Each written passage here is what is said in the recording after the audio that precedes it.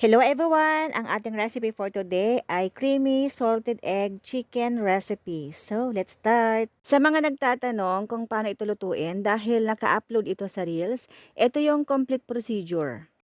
Gagawa muna tayo ng breading. Sa isang bowl, pagsamasamahin lang natin ang 1 cup ng flour, 1/2 cup ng cornstarch, 3 grams garlic powder. Ito yung gamit ko guys, yung garlic granulated stick. 1/2 teaspoon ground black pepper. Tansyado ko na yan guys kung gaano karami ang 1/2 teaspoon. Hahaluin lang natin ito ng mabuti. Then pagkatapos natin mahalo, itabi muna natin. Mag-crack tayo ng isang itlog.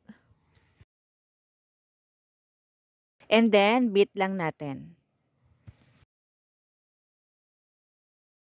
Ang gagamitin ko ay chicken fillet. Sa halip na ididip natin yung chicken sa egg, ang gagawin natin ay imimix na natin sa chicken. Then haluin lang natin mabuti. Kailangan ma-coat ng egg lahat ng ating chicken. Pwede kayo gumamit kahit anong part ng chicken. Then bahala na kayo kung anong cut ang gusto nyo. Sunod ay magko-coat na tayo ng breading. Ilagay muna natin to sa side. Ito yung breading na ginawa natin kanina. Iko-coat lang natin to isa-isa hanggang sa maubos yung ating chicken. Bali-balik rin lang natin ang ganito. Kailangan ma-coat lahat ng part ng chicken. Mukhang maliit yung ating lagayan. So, pwede naman natin yan pagpatong-patungin. Dahil may coat na, ay hindi na sila magdidikit-dikit.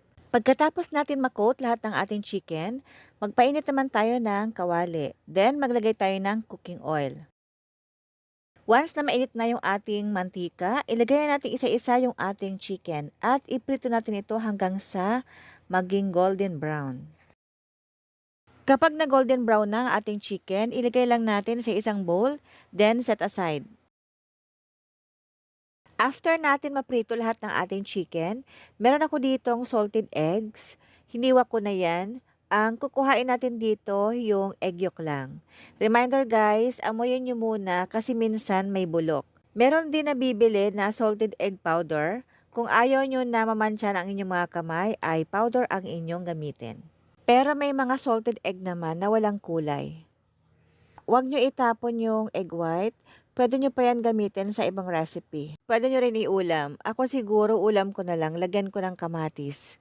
Pagkatapos natin makuha lahat ng egg yolk, durugin natin gamit ang tinidor. Or kung may masher kayo, mas maganda.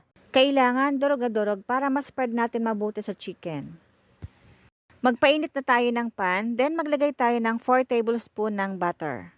Alalay lang ang inyong apoy para hindi masunog yung butter. Kahit hindi pa totally tunaw yung ating butter, ay pwede nating ilagay yung ating bawang.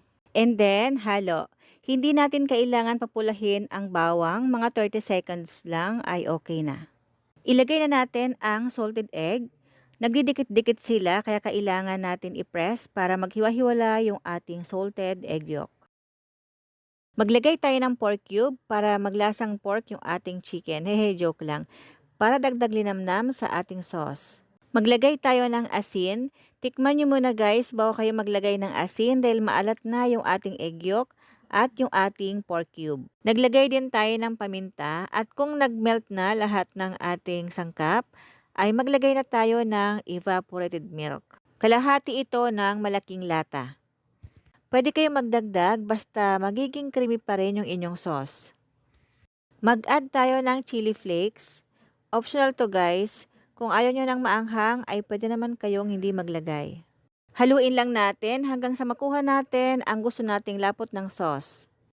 Dahil creamy na ang texture ng ating sauce, ay pwede na natin ilagay yung ating fried chicken. Bago natin ilagay yung ating fried chicken, hinaan muna natin ang apoy over low heat upang unti-unting maabsorb ng chicken yung ating sauce. Hahaluin lang natin ito hanggang sa makover ng sauce lahat ng ating fried chicken. Nakakagutom ang amoy, grabe. Perfect dish ito guys for lunch. Maparami ka man ng kain ay okay lang. Mabuburn mo pa yan maghapon. After natin mahalo, transfer na agad natin sa isang plate. Then, iserve na natin ng mainit-init pa sa ating pamilya. Enjoy! Thank you for watching guys!